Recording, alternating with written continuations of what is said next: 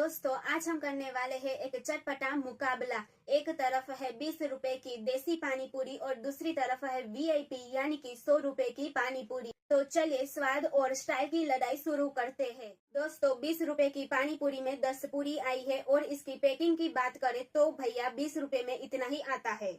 अब इसे खाते हैं। दोस्तों इसका पैकिंग साधारण था लेकिन स्वाद मजेदार और उसमें भी इसका मसाला और पानी बहुत ही अच्छा। चलिए अब 100 रुपए वाली पानी पूरी को ट्राई करते हैं। मुझे इसका पैकिंग तो अच्छा लगा लेकिन क्या स्वाद अच्छा होगा ये तो खाने के बाद ही पता चलेगा। दोस्तों 100 रुपए वाली पानी पूरी को मैं 7/10 दे रही हूँ क्योंकि इसका मसाला और पानी इतना अच्छा नहीं था। और 20 रुपए वाली पानी पूरी को मैं 10/10 दे रही हूँ क्योंकि उसका मसाला और पानी दोनों ही बहुत अच्छे थे। सो दोस्तों आप कितने रुपए की पानी पूरी खाते हो, 20 वाली देसी या 100 वाली फैंसी? कमेंट में जरूर बताना आपकी पसंद क्या है, स्वाद या स्टाइल।